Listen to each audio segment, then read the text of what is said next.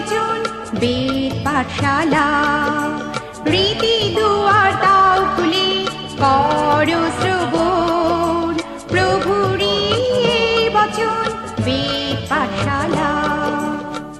বেদ পাঠশালা অনুষ্ঠানের সকল শ্রোতাবন্ধুকে জানায় প্রীতি ও শুভেচ্ছা। এই অনুষ্ঠানের মাধ্যমে আপনি জানতে পারবেন কিভাবে আরো ঈশ্বরের নিকটবর্তী হওয়া যায়। তাহলে শুনুন আজকের অনুষ্ঠান বেদ পাঠশালা।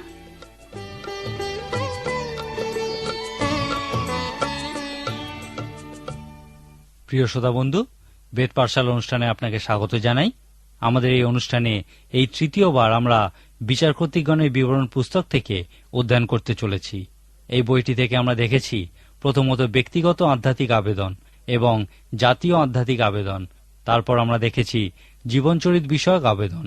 ঈশ্বর আমাদেরকে তার বাক্যের মধ্যে দিয়ে যা কিছু বলেছেন তার বেশিরভাগটাই তিনি জীবনচরিত বিশ্লেষণের মধ্যে দিয়ে বলেছেন। এই বিষয়ের সত্যতা আমরা বিচারকর্তৃগণের বিবরণ পুস্তকে বর্ণিত বিভিন্ন বিচারকদের জীবনী অধ্যয়নের মাধ্যমে বুঝতে পারি। এখানে একটি বিষয়ে তারা আমাদেরকে শিক্ষা দিতে চেয়েছিলেন যে ঈশ্বর তার অসাধারণ কার্য সকল অতি সাধারণ মানুষদের মাধ্যমে সম্পন্ন করেন যদি তারা তার কাজের জন্য সর্বদা প্রস্তুত থাকে। সেই সমস্ত বিচারকগণ যদিও খুবই সাধারণ লোক ছিলেন, কিন্তু সদাপ্রভুর আত্মা তাদের পরিচালনা করতেন। আজকে আমরা গিদিয়নের বিষয়ে আলোচনা করব। আমরা গিদিয়নের সম্পর্কে বিচারকর্তৃগণের বিবরণ পুস্তকের 6, 7 এবং 8 অধ্যায়ে লেখা দেখতে পাই। গিদিয়ন ছিলেন একজন বর্ণময় চরিত্র। তার জীবনী থেকে অন্যান্য বিচারকদের তুলনায় আমরা অনেক বেশি আধ্যাত্মিক আবেদন দেখতে পাই। আমরা দেখেছি দাবরা এবং জায়েল ইসরায়েল জাতিকে সেই কনানীয়দের দাসত্ব থেকে উদ্ধার করার পর তারা আবার ঈশ্বরের দিকে ফিরেছিল এবং ঈশ্বরকে তাদের জীবনে সর্বপ্রথমে স্থান দিয়েছিল। কিন্তু তাদের সেই নেতৃবর্গের মৃত্যুর পর তারা আবার ঈশ্বরের দিক থেকে অন্যদিকে ফিরেছিল এবং মন্দভাবে জীবনযাপন শুরু করেছিল। এই সময় ঈশ্বর তাদের বিরুদ্ধে মিদিয়নীয়দের তুলেছিলেন। এই মিদিয়নীয়দের কাছে ইসরায়েল সন্তানগণ 7 বছর দাসত্ব করেছিল এবং এই 7 বছর তাদেরকে প্রচণ্ড অত্যাচার উৎপীড়ন সহ্য করতে হয়েছিল। তারা তাদের সমস্ত ফসল নষ্ট করেছিল যেন তারা প্রচণ্ড দারিদ্রতায় জীবনযাপন করে। 7 বছর ধরে এই কষ্ট সহ্য করার পর ইসরায়েল জাতি ঈশ্বরের কাছে সাহায্যের জন্য ক্রন্দন করেছিল। এই সময় ঈশ্বর তাদের উদ্ধারকার্য সাধনের জন্য একজনকে মনোনীত করেছিলেন এবং সেই মনোনীত ব্যক্তিই ছিলেন গিদিয়ন। বিচারকর্তৃগণের বিবরণে 6 অধ্যায় দেখি লেখা আছে, পরে সদাপ্রভুর দূত আসিয়া যোয়াসের অধিকারভুক্ত অফরাতে স্থিত এলাকাচের তলে বসিলেন, আর তাহার পুত্র গিদিয়ন দ্রাক্ষা মারিবার কুণ্ডে গোম মারিতেছিলেন, যেন তাহা মিদিয়নীয়দের হইতে লুকাইতে পারেন। সদাপ্রভুর দূত তাহাকে কহিলেন, হে বলবান বীর, সদাপ্রভু তোমার সহবর্তী।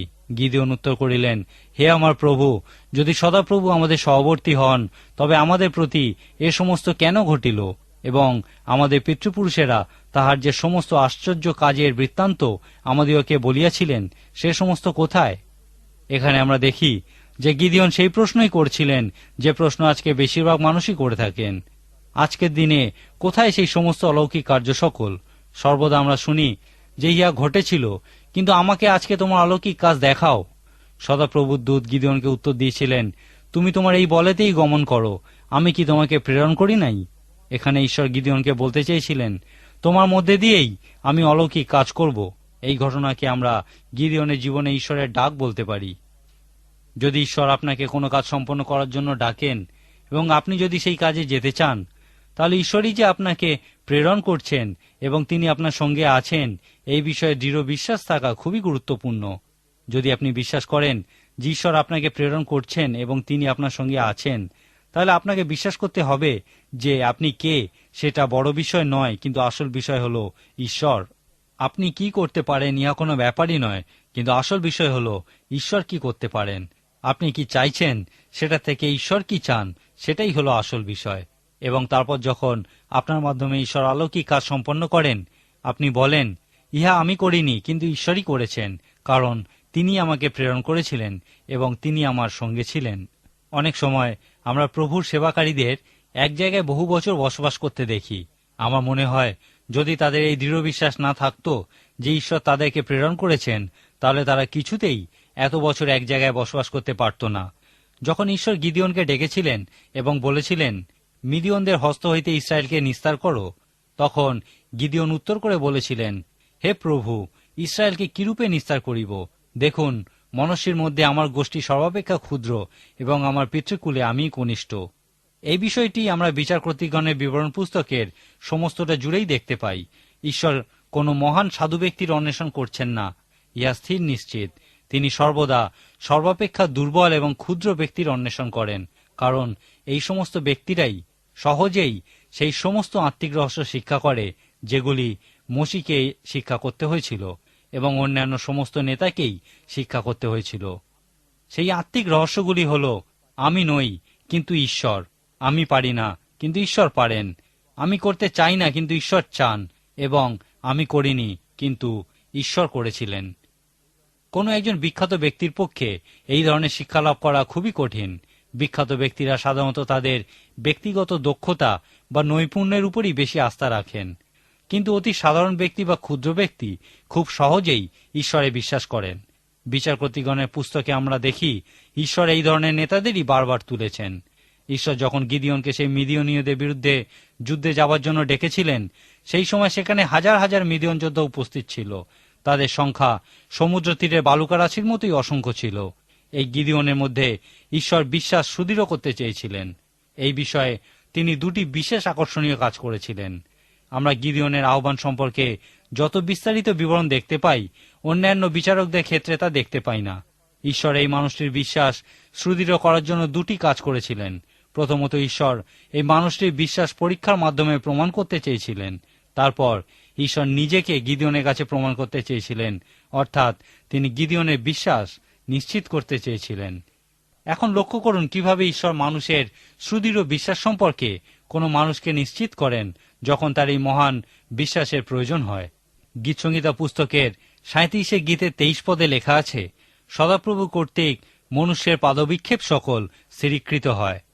ঈশ্বরের ইচ্ছা জানার প্রসঙ্গে এমন সময় মাঝে মাঝে উপস্থিত হয় যখন তার ইচ্ছা জানার কোনো উপায় আমাদের থাকে না। আমরা দুই ভাগে বিভক্ত কোনো রাস্তার সামনে উপস্থিত হই এবং বুঝতে পারি না কোন পথে যাব। তারপর আমরা দুটি রাস্তার কোনো একটিতে চলতে শুরু করি এবং ঈশ্বরের কাছে প্রার্থনা করি আমাদের পথ স্থিরীকৃত করার জন্য, কারণ সদাপ্রভু কর্তৃক মনুষ্যের পাদক্ষেপ সকল স্থিরীকৃত হয়। ঈশ্বর অবশ্যই আমাদের বিশ্বাস নিশ্চিত করেন এবং বিশ্বাসে বৃদ্ধি পেতে উৎসাহিত করেন। ঈশ্বর বিভিন্নভাবে গিদিওনের পাদক্ষেপ স্থিরীকৃত করেছিলেন। প্রথমত, তিনি অলৌকিকভাবে উৎসর্গীকৃত নৈবেদ্য আগুনের দ্বারা দগ্ধ করেছিলেন।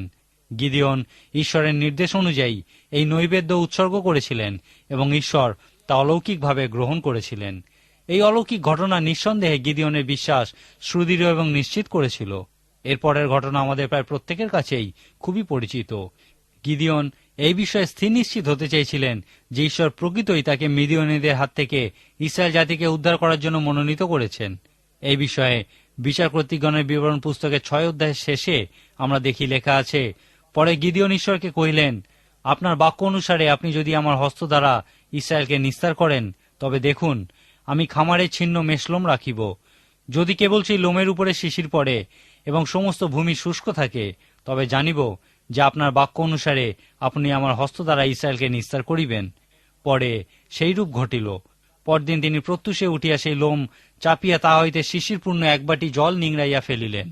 পরে গিদিওন আবার একবার পরীক্ষা করার জন্য ঈশ্বরকে বলেছিলেন, এখন কেবল লোমের উপর শুষ্ক হোক আর সকল ভূমির উপরে শিশির পড়ুক। পরে ঈশ্বর সেই রাত্রিতে সেই রূপ করিলেন। এখন এই সমস্ত কিছুই ঈশ্বর গিদিওনের বিশ্বাস সুদৃঢ় করার জন্যই করেছিলেন।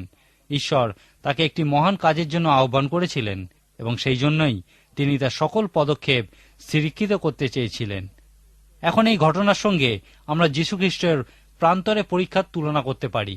যখন যীশুখ্রিস্টকে প্রান্তরে বিভিন্ন পরীক্ষার মধ্যে পড়তে হয়েছিল, তার মধ্যে একটি পরীক্ষা ছিল তাকে মন্দিরের সবথেকে উঁচু চূড়াতে নিয়ে যাওয়া হয়েছিল এবং সেখান থেকে লাফিয়ে পড়তে বলা হয়েছিল, আর বলা হয়েছিল যে তিনি মাটিতে পড়ার আগেই ঈশ্বরের দূতেরা তাকে রক্ষা করবেন এবং এই ঘটনা প্রত্যেকের কাছে প্রমাণ করবে যে তিনি ঈশ্বরের পুত্র। কিন্তু যীশুখ্রিস্ট উত্তর দিয়েছিলেন, লেখা আছে, তোমরা আপন ঈশ্বর সদাপ্রভুকে পরীক্ষা করিও না। আমরা জানি যে শুধুমাত্র বিশ্বাসেই আমরা ঈশ্বরের কাছে আসতে পারি এবং একমাত্র বিশ্বাসই তাকে খুশি করে। ঈশ্বরের কাছে আসার যদি ইহাই একমাত্র পথ হয়ে থাকে, তাহলে ইহাও সত্য যে সময় সময় তিনি আমাদের বিশ্বাসে পরীক্ষা নিয়ে থাকেন, কিন্তু ঈশ্বরকে পরীক্ষা করার কোনো অধিকারই আমাদের নেই। উচ্চশিক্ষার ক্ষেত্রে কোনো মহাবিদ্যালয়ে ভর্তি হওয়ার একমাত্র উপায় হল সেই বিষয়ে ভর্তির জন্য যে পরীক্ষা হয়ে থাকে তাতে কৃতকার্য হওয়া।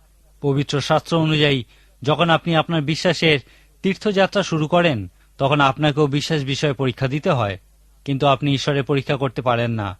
ঈশ্বর যখন চান, যেভাবে চান আমাদের পরীক্ষা করতে পারেন, কারণ এই বিষয়ে তার বিশেষ অধিকার আছে, কিন্তু আমাদের কোনো অধিকারই নেই ঈশ্বরকে পরীক্ষা করার। এখন আমরা দেখি যে গিদিয়ন যা করেছিল, অর্থাৎ সেই মেসলম সংক্রান্ত পরীক্ষা এবং ঈশ্বরকে পরীক্ষা করার মধ্যে পার্থক্য আছে। ঈশ্বর একটা সময় পর্যন্ত আমাদের পদক্ষেপ সকল স্থিরীকৃত করেন। তিনি জানেন যে আমরা তার পরীক্ষা করছি না প্রকৃতই আমরা আমাদের বিশ্বাস সুদৃঢ় করতে চাইছি বা বিশ্বাসের নিশ্চয়তা চাইছি। তিনি আমাদের অন্তঃকরণ জ্ঞাত আছেন এবং এই বিষয়টিকে তিনি সম্মান করেন। ইহা ঈশ্বরকে পরীক্ষা করা বা তার ক্ষমতায় সন্দেহ প্রকাশ করার মতো এক বিষয় নয়। আরেক উপায়ে ঈশ্বর গিদিয়নের বিশ্বাস সুদৃঢ় করেছিলেন। ইহা ছিল সম্ভবত শেষবার। মিদিয়নীয়দের আক্রমণ করার ঠিক আগের দিন রাত্রে ঈশ্বর শেষবারের মতো গিদিয়নের বিশ্বাস সুদৃঢ় এবং নিশ্চিত করার জন্য তাকে মিদিয়নীয়দের শিবিরের মধ্যে যেতে বলেছিলেন। তিনি বলেছিলেন, উঠো, তুমি নামিয়া ওই শিবিরের মধ্যে যাও, কেননা আমি তোমার হস্তে তাহা সমর্পণ করিয়াছি। গিদিয়ন খুবই গোপনে সে মিদিয়নীয়দের শিবিরে গিয়েছিলেন এবং একজন যোদ্ধাকে তার স্বপ্নের কথা বলতে শুনেছিলেন। সে বলেছিল, জবের একখানি রুটি মিদিয়নের শিবিরের মধ্যে দিয়া গড়াইয়া গেল এবং তাম্বুর নিকটে উপস্থিত হইয়া আঘাত করিল।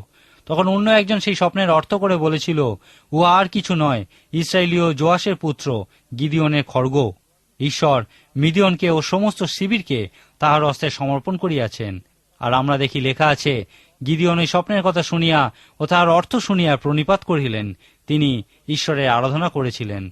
তারপরে তিনি আবার ইসরায়েলীয়দের শিবিরে ফিরে এসেছিলেন এবং তার লোকেদের বলেছিলেন, উঠো, কেননা সদাপ্রভু তোমাদের হস্তে মিদিয়নের শিবির সমর্পণ করিয়াছেন। ঈশ্বর তার বিশ্বাস সম্পূর্ণরূপে নিশ্চিত করেছিলেন।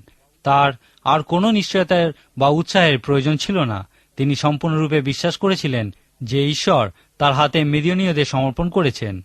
আজকের মতো আমার সময় এখানেই শেষ, কিন্তু শেষ করার আগে আমি আপনাকে কতকগুলো প্রশ্ন করতে চাই। ঈশ্বর কি আপনার মধ্যে দিয়ে বিশ্বাসজনিত কোনো অলৌকিক কাজ সম্পন্ন করতে চান?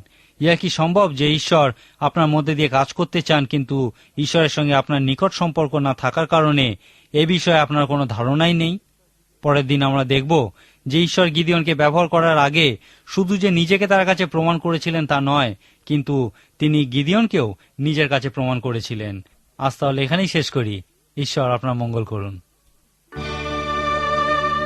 প্রিয় শ্রোতা বন্ধু, আজ আর সময় নেই। আপনি যদি প্রভু যীশু ও তার জীবনী সম্পর্কে আরো বেশি কিছু জানতে চান, তাহলে অবশ্যই পত্রের মাধ্যমে আমাদের সাথে যোগাযোগ করুন। যোগাযোগের জন্য আমাদের ঠিকানা হল বেদ পাঠশালা, বিশ্ববাণী, পোস্ট বক্স নম্বর 16925, কলিকাতা 700034। আবার বলছি, বেদ পাঠশালা, বিশ্ববাণী, পোস্ট বক্স নম্বর 16925, কলিকাতা 700034। তাহলে আজকের মতো বিদায় নিচ্ছি। নমস্কার।